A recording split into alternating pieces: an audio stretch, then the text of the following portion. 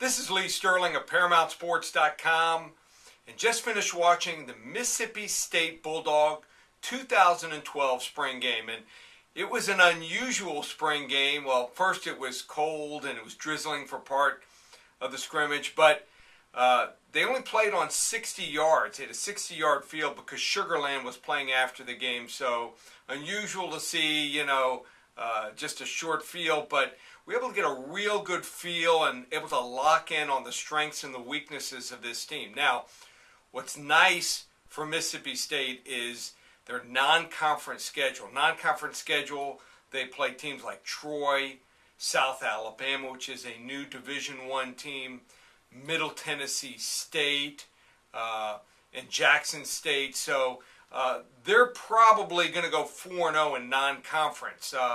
And they're similar to last year as far as talent overall, but some things are different this year. They don't have a quarterback battle. Tyler Wilson, number 17, is the starter. Prescott's not even close. So I believe Russell will be the starter, will play the whole way. He's good, but not great. Their running back situation, they're going to have to replace a key component. Ladarius Perkins, number 27, looks to be the guy that'll step in. Speed guy, they have trouble running in between the tackles. Wide receiver is the part of the team I think that can maybe make this team and elevate them to a team that can go to a pretty good bowl. They have Chad Bumkus. He's a star, number 1. But they have two guys that are emerging.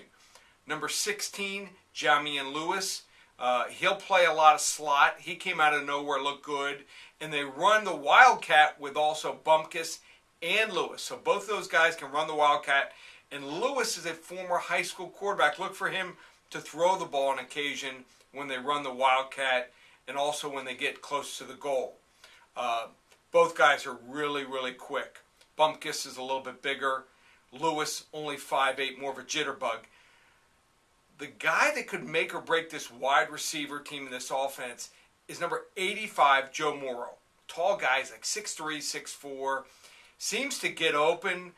Could be a big guy for them to go to in the red zone and on long bombs. But he has a propensity to drop a lot of passes. If he's able to hold on to the ball and improve his hands, they have 3 real good receivers. If he does not emerge, they're going to be able to only go in the center of the field and throw underneath, and that will hurt them.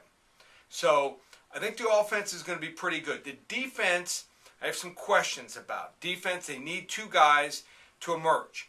JUCO, defensive end, D'Amico Autry. He looked good. He's a speed rusher. And defensive tackle number 54, Quay Evans. So look for 99, Autry, and 54, Evans. Those guys need to emerge to be able to hold up against the better teams in the SEC. They're not going to beat LSU and Alabama on the road. Not going to happen.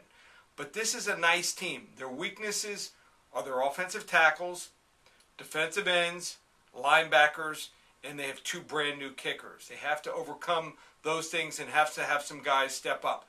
I think it's going to be an 8-4 team. They go to a nice bowl, but they can't play with the LSUs, the Alabamas, or even the Arkansas. But a solid team, scheduled, set up real well for them, and good coaching staff. I like Mississippi State. I think they'll go 8-4, have another successful season 2012.